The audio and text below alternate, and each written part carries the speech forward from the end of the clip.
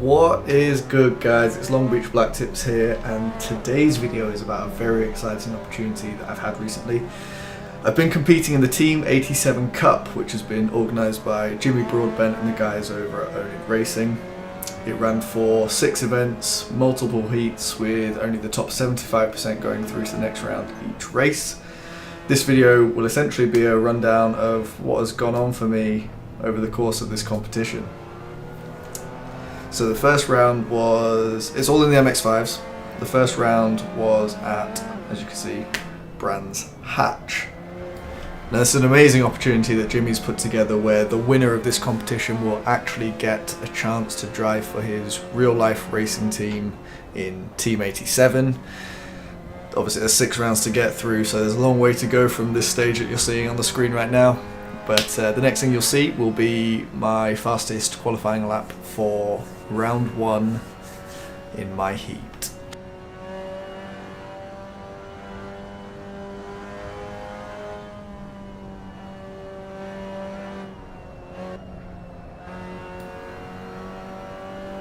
So we're starting the qualifying lap here now.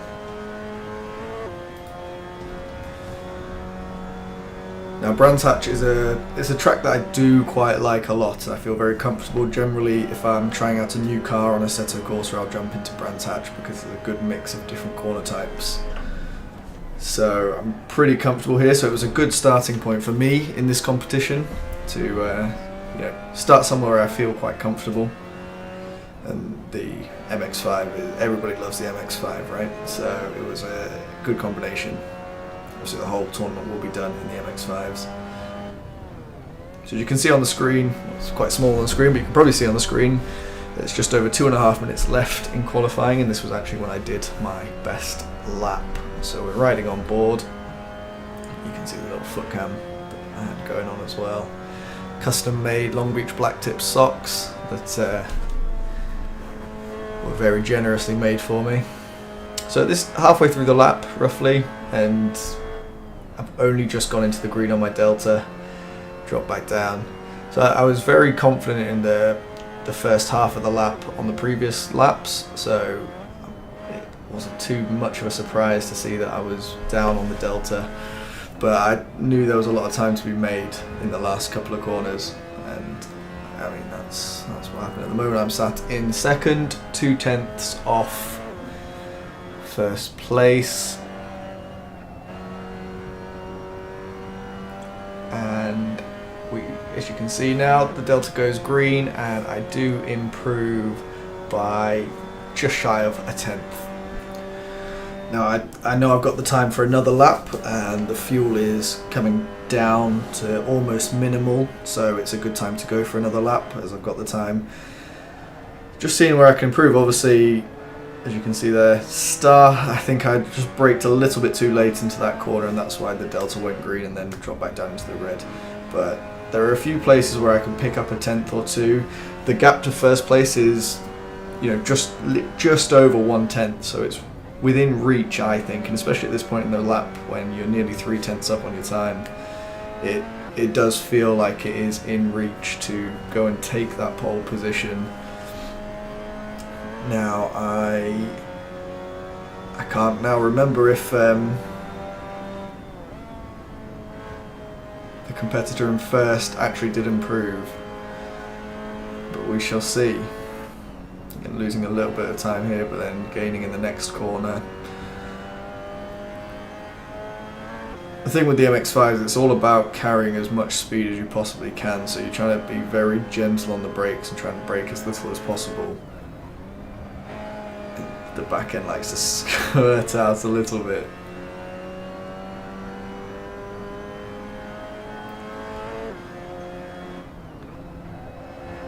And we end up losing a bunch of time in that final corner. I think I was very conscious of carrying too much speed and running wide, so sacrificed a couple of 10ths.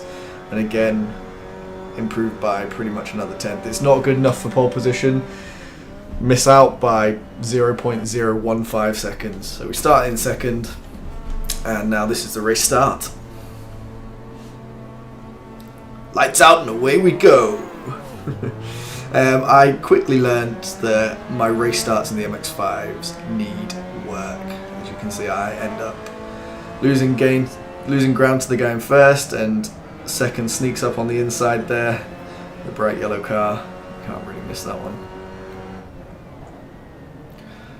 There's no tyre blankets in this competition, so the first couple of laps you're always a bit tentative on the super cold tyres. The grip just isn't there to begin with. So you'll see the first couple of laps are always very tentative in terms of braking points and how much speed you're taking through the corners.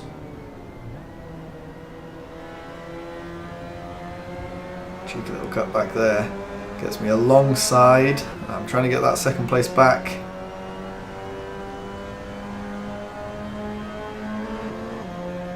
And it's just who's going to be the braver one of us into this corner. And it's only just me. So the yellow car slips in behind me again. And we'll fast forward a few minutes, and this is where I think, oh, I've got the run on you here, got the slipstream, which is very important in these MX-5s. I think, have I got the speed? And again, it's a very similar thing to getting past the yellow car. Who is going to be braver? This time it was not me, unfortunately.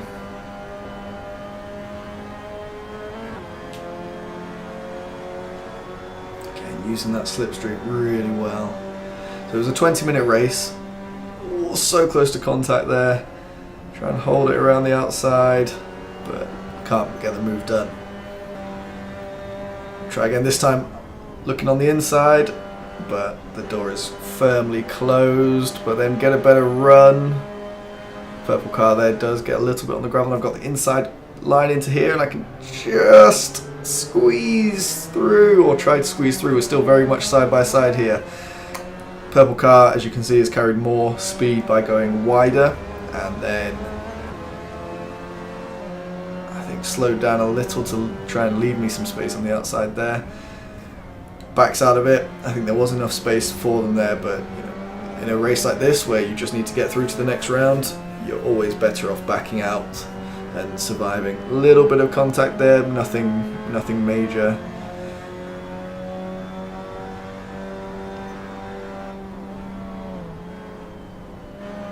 And then just backs out and lets me have it through that corner. Now again, this is a similar situation to what I was in when I was in second. The purple car has the run, has the slipstream, goes to the inside.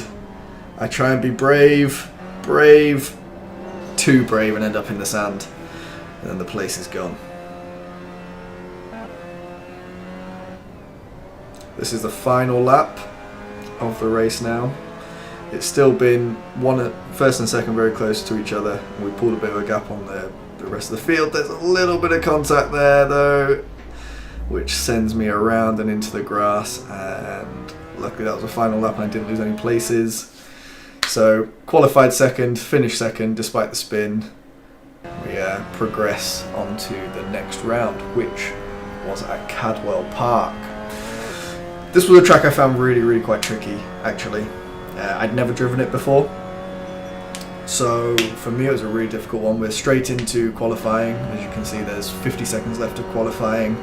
I'm currently in 9th, 1.8 seconds off the pace, which isn't great at all. I really struggled in this session. I had to change the tyre pressures because I'd gotten them wrong going into qualifying. But this was the quickest lap, and it was a time when I knew I had to put in a good lap. I knew top 12 go through, but I didn't want to be in that pack.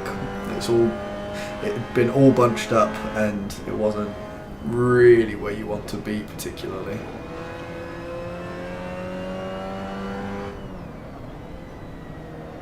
Gonna get a nice little bit of slipstream as well, which always helps with the lap time.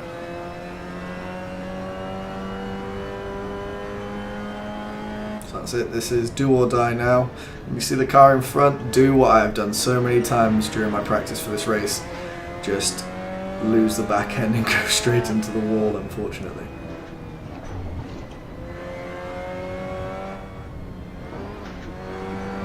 So easy to unsettle the car over those bumps. There were so many times where the car would get airborne and then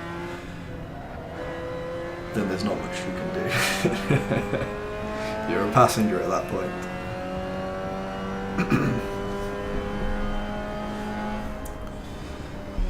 And so that was enough for third that lap. So here we go. We've got the red lights on the grid. We're in third. It's the same yellow car as you've seen from the previous race. And again, I didn't get a good start here. A little bit of contact as everyone kind of gets bunched up behind me. I'm definitely holding up the pack there a little because my start just wasn't as good. But then they're all going 2, maybe 3 wide through the first couple of corners, which again on the cold tyres is really, really difficult to begin with. This yellow car goes wide, so I think I can have a little look up the inside here. And then I'm very cautious in this braking zone for the first corner on cold tyres. But you've got to be. It's so easy to just lose control of the car, end up going wide and off track, and nobody wants to do that.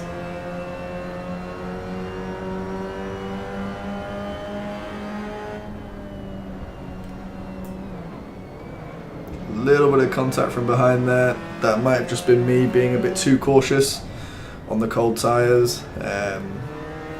Could also unfold that the yellow car is quicker than me. We'll see how it pans out in this race. But yeah, the first lap is always very, very tentative.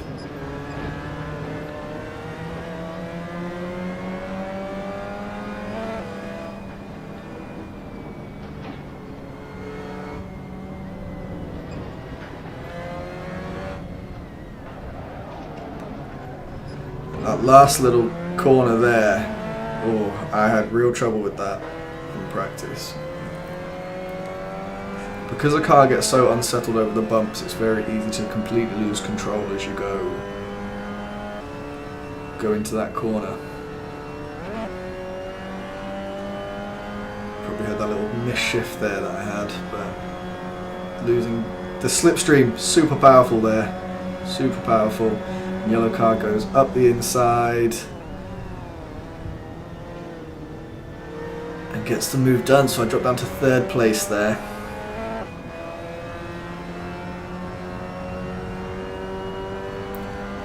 Now it's a case of I think I can just stick with the yellow car and then maybe try and make a move in a couple of laps time.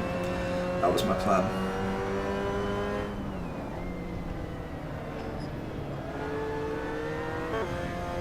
As you can see, the yellow car is a bit further away from me now.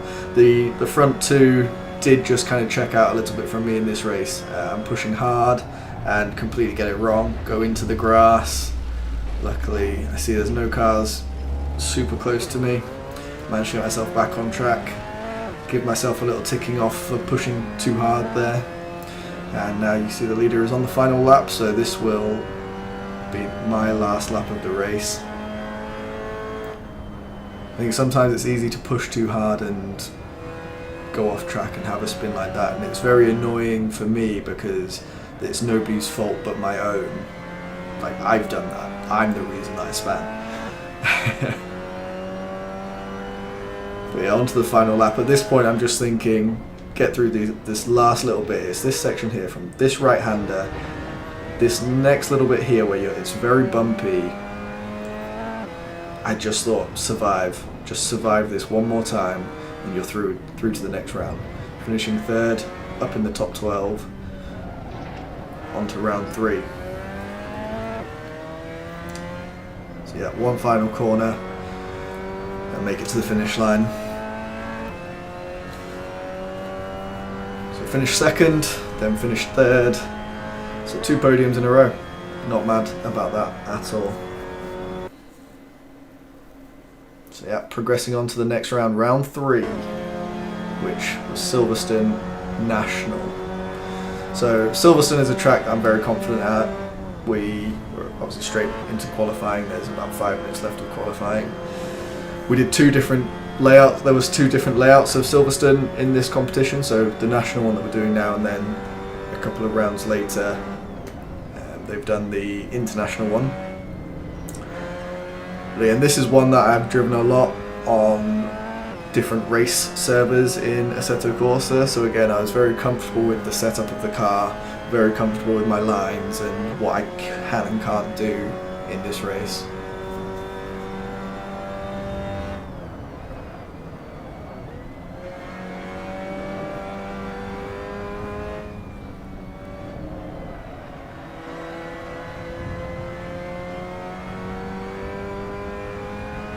About half a second up on my best time. Cut that nice and close. All the way to the line and gets me pole position. So first time starting on pole position this competition. I wanted a better start this time. Every single race, well, the first two races anyway, I lost positions on the race start, so I was much happier with this race start here. Didn't lose a position off the line, which was an improvement for me, so I was very happy with that.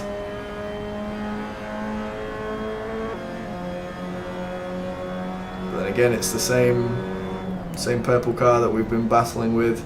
He goes up the inside, and I think just let's try and live here. You know, on cold tyres I wasn't ready to take any risks and try and properly hang it around the outside. I thought he's got the inside line, let him go, we'll survive for this. And the slipstream around Silverstone is so powerful that I was confident that if I could stay with him, I could get him back. As it happens, as you see, get the inside line here and back into the lead. Again, the tyres take a couple of laps to warm up, so it wasn't very easy on the first lap, but that's obviously when you've got to do the biggest part of your defending sometimes, and defending and attacking sometimes on the first lap. That'll be the most you do the whole race sometimes, which fortunately for me was how it did transpire in this race. As you can see now on the clock, we've got just over 30 seconds left. It's been a pretty straightforward race. I was just gradually chipping away, well, not chipping away, gradually increasing the gap to the driver behind that purple car who won the very first race in Brands Hatch. They eventually did make a mistake and dropped back to about 5 seconds. They were within 1 to 2 seconds of me the whole race pretty much, and then ended up making a mistake, dropping back, and from there it was pretty plain sailing, which was nice. I was nice and calm, and again onto the final lap after the 20-minute race expires, and you just think, just get it home, just get it home. You know, there's no point pushing for a fastest lap or anything. It's not worth anything in this competition. Just bring the car home. You know, be sensible. That's the main thing.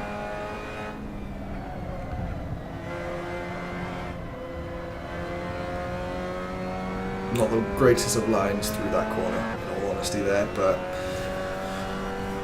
we get it done, get across the line for my first race win of this competition. Hopefully not the last. So that is round 3 in the books. Qualified first, finished first, progress to the quarter-final now. So moving on to the quarter-final, this is at Thruxton. So this was, again, not one that I'd ever driven before, so the practice was arduous, long and arduous, because every single lap I was finding time. It was good in that respect, but it took a while to get my lines down. For this track, a lot of it is quite flat out, so you've got this first couple of corners here, and then pretty much from here onwards it's flat out until you get towards the hairpin at the end of the lap. This whole back section you want to be as flat out as possible, and you want your line to be such that you're scrubbing as little speed off as possible, because it can make a huge difference. As you see, I end up, I'm down by 2/10, and that's just going further, and then I do seem to pick up a little bit of slipstream from the car in front, which isn't always nice.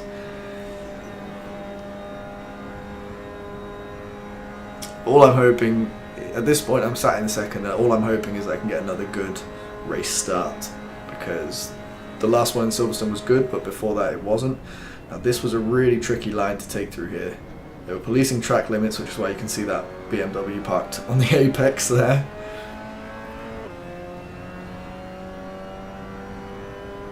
Crossing the line in second. And that's where we start, in second. So I want a good race start here. That was my key thing for this one. And it isn't. I get it wrong. I think I was holding the revs a little too high there, and again get swamped. You know, at this point I'm down to fourth, and there's a whole bunch of cars behind me, and I'm thinking, oh god, this could be a really messy race now. Again, you just got to finish in the top 12. For this race, actually, because of the track limits, there were quite a lot of penalties handed out after the race. And I did get some penalties. Maybe 1 or 2 penalties now, I can't remember. So I think I ended up with either 2 or 4 seconds in total. Now, again, it's just who's going to be braver on the cold tyres. Riding the curb a little bit, that car in front there, which is brave. I think that's brave on the first lap. It's such a high curb, and I have to lift off a little bit here, try and go up the inside. Just trying to sneak back into second place, and got it at this point, and then I'm conscious of, you know, I don't want to run out too wide and push the guy off track. I then compromise a little bit of speed down into the braking zone. You can see on the little radar the guy's gotten pretty much alongside me again, so now I'm thinking let's not go too wide into this chicane here, and we kind of do, and then as I let him go, another car sniffs, smells blood, and thinks, yeah, I'm going to go up the inside there as well then. They end up backing off a little bit just to not make it too difficult for themselves over the next couple of corners.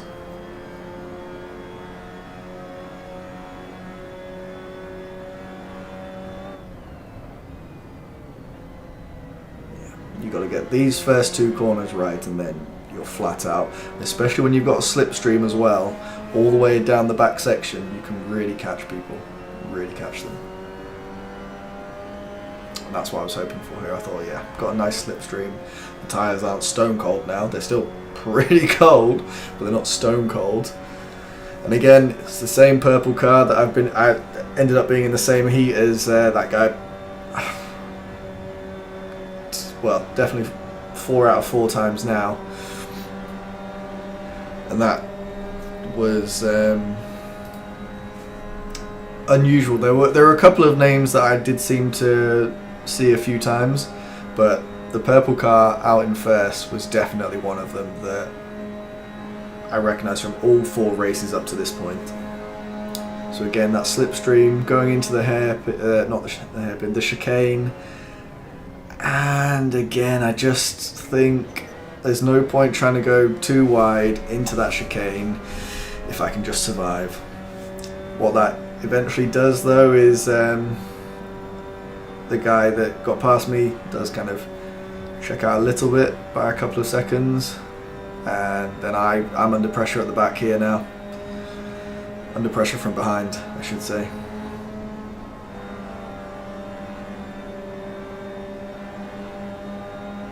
And now I'm in the slipstream of the car in front now, so the car behind doesn't have that straight line speed advantage that it did have, because they've pulled out of the slipstream of me, but I've got the slipstream. But then again, they're just much braver on the brakes into the chicane. That was something that really took a while for me to be able to get right, was that chicane. I was very conscious that track limits were being policed.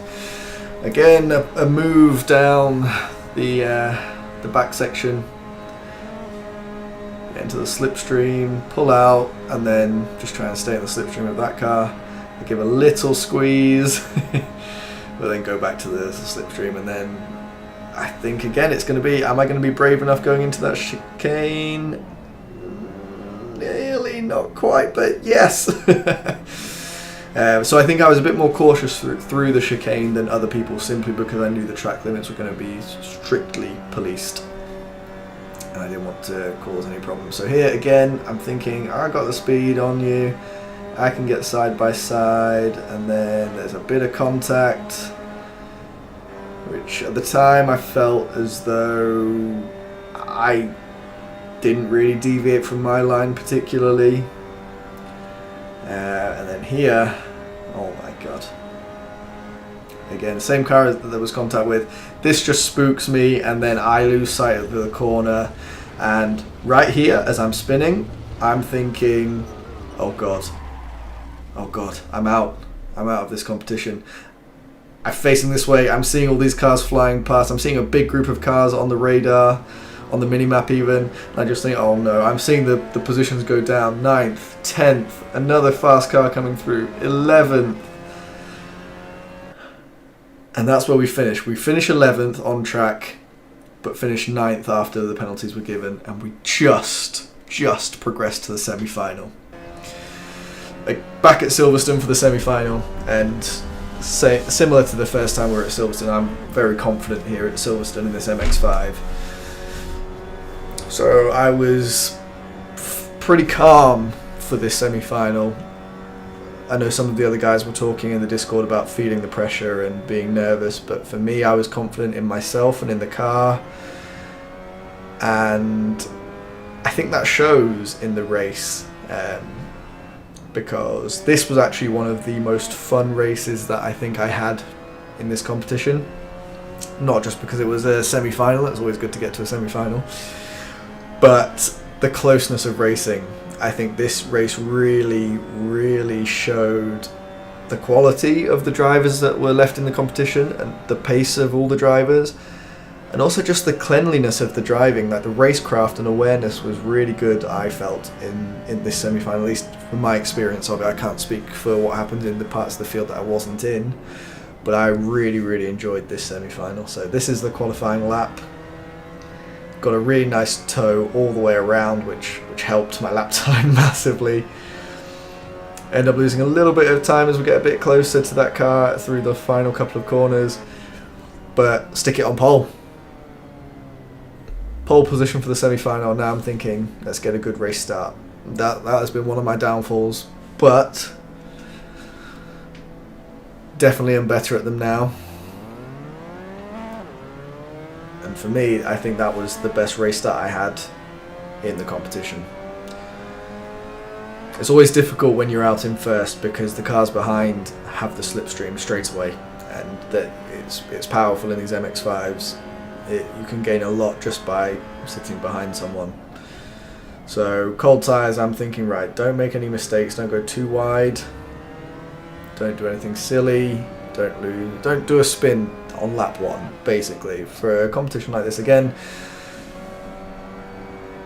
you just want to get through. So I think the field was smaller this time. I think the field was the field was 14, and it was the top 8 go through to the final. So that's the goal, finishing the top 8. So something like this, you don't want to spin this early on, because that can ruin your whole semi-final. Now again, you'll see how powerful the slipstream is down the hanger straight. Once you pull out from the slipstream, you're then a lot slower, so you need to make sure you've still got the time to get ahead, and the 56 car does exactly that. But then I get the better exit, and I think, ooh, I'll have a look to try and claim the outside. Just try and be a bit braver on the brakes, end up compromising my line. So what I found in my practice was you want to compromise your line in the first part of that chicane to get a better exit on the second. So in there I had I took it badly, and as you can see I got overtaken. This is the following lap now. We have just fast forwarded in time, but I end up dropping down to 3rd as that car next to us now sneakily snuck through. But yeah, inside line, I give them a little squeeze to the outside, so I can also just try and be as fast to the outside as possible. End up overshooting the corner a little bit, But then it's, you know, fair game. I closed that door, which I was entitled to do, as there's no overlap. Go a little bit wide, but now I'm thinking, right, a couple laps later, we're about halfway through this race, and I'm thinking, yeah, I want to do this. I want to take the lead. Have a look around the outside. Doesn't quite work, but then get straight back into the slipstream to try and do it into the chicane. And now I'm thinking, right, last time I went wide and it didn't work, so try and not do this. So that's a much better line there. And just get crowded out a little bit there. I wasn't going to stick my nose up into that vortex of danger. And again here, I'm not trying that. But I'm thinking now, maybe just scare him into the first corner. What I often like to do is fake a move, you know. And then you can see I've lifted off there just to let him through. But you can quite often put a driver off, which is my intention. So now I'm thinking, right, outside line didn't work for this chicane. Try and take the inside line. Don't quite have the overlap. The door gets closed, rightly so. I would have had no business sticking my nose in there, so it's a sensible decision not to.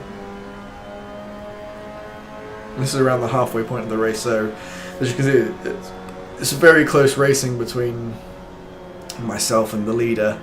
End up just sneaking up in the inside, and I think everyone's so keen to leave space that it makes for great racing. It makes for great racing. But I think you can sometimes play on that a little bit. But then I make that mistake there, just shifted down too early, spun up the rear tyres and lose the position again. But I think, right, get straight back into that slipstream, give myself a ticking off for the mistake. But head down, let's see if we can make a move. Not into this corner, nope. End up backing off a little bit, and then I'm very aware that the cars in the rear view mirror are getting a bit bigger.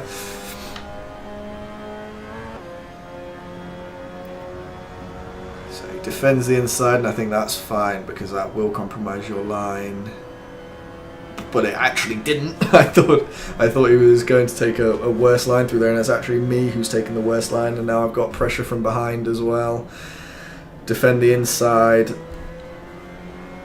and then I know if I'm in the slipstream I'll be fairly safe.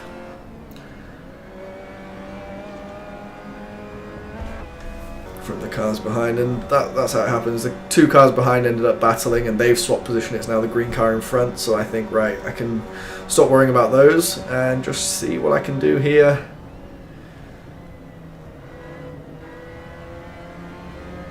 Into the first corner again, get the move done. Now I'm thinking, right, don't shift down too early and lose out like I did last time.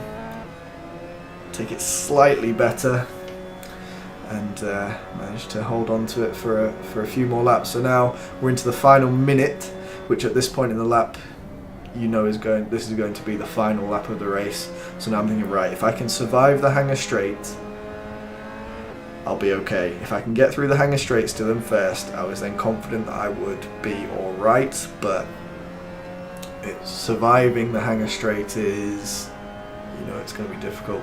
So up to this point, it's once you go through that gantry there, that's when the slipstream and the top speed that the car behind gets really just comes into play. And you can see how much they've gained. I take the inside line.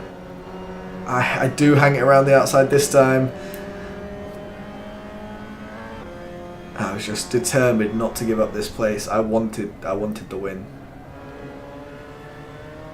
As we go through the final couple of corners, the timer expires, which means this is now the final lap.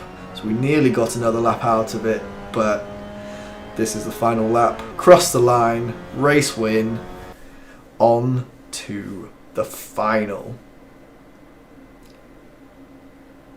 Progress to the final, baby! I was absolutely buzzing to progress to the final. I wasn't sure if I'd make it this far because I know there was a lot of really good esports drivers that were still in the competition.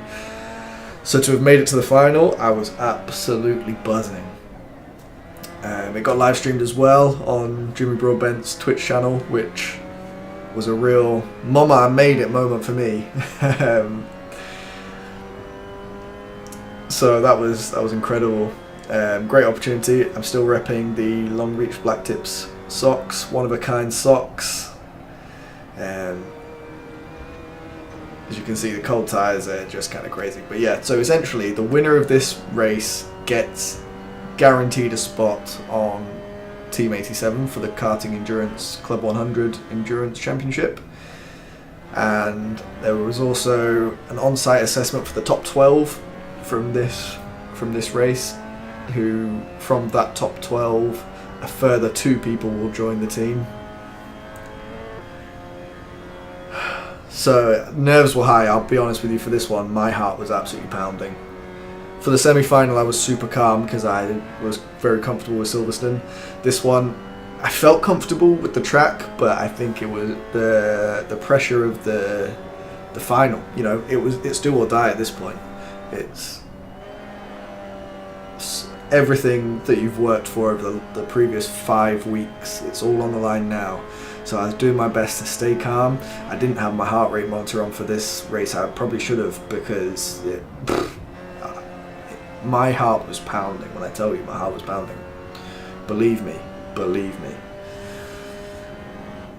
So yes, this was my quickest lap in qualifying. As we're coming onto this straight here. Again, they were policing track limits at the chicane. I was just practicing not cutting the corner, basically. So I was probably slower through there than a lot of other people, but I was happy with my pace everywhere else. They were also policing the track limits at this hairpin here, but again, for my hot lap, my fastest lap, I was well away from those track limits there. Coming up to the final corner. Again, this is a really easy one to shift down too early and lose the back end of the car. Across the line, and that's provisional pole. There's still just shy of 3 minutes to go, but I do hold on to pole position, not by much. I was maybe 2/10 in it. But yeah, for the final, I'm sat on pole position. So now I'm thinking, right, get a good start. Lights out and away we go for the Team 87 Cup final. Again, it's the same guy that I battled in the first 4 races. He's the guy in second. He's the one that's pulled up alongside me and actually does get ahead as we go into the first corner. Ends up going a little bit wide. I have a little moment, but I'm able to hold on to first place. And for me, this was huge. I thought if I can get through the first couple of corners, still in first, that just stands me in great position. I thought he was going to have a look through here maybe, and this corner on cold tyres was really tricky, really tricky. I found that the tyres took maybe 3 laps to get properly up to temperature here at Donington. This is Donington Park, you probably recognise it, but if I don't know if I said that already. That's where the final was, Donington Park, the GP layout. So we're super close here. There, you can see he's right on my tail. I'm just trying to build up as much of a gap as possible. The guy in second has already built up a gap to third. If you haven't seen the live stream over on Jimmy Broadbent's Twitch, go check that out, because some of the battling through the field was amazing to watch. It was a really exciting race. In the middle of the pack, there were so many cars all together. It was awesome to see. I'm thinking, right, almost at the end of the first lap, still in the lead. I was real happy with this.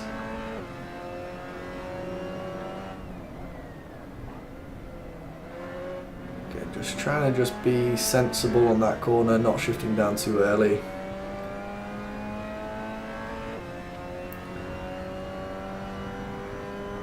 And to be honest, this is how the rest of the final went. I kind of ended up building up a bit of a gap to second place, which then got closed down. I think the biggest the gap got was maybe 3.5 seconds, and then it got closed back down to just over 1 second and then got built back up again. This is the final lap, and the gap at this point as we crossed the line was 2.8 seconds.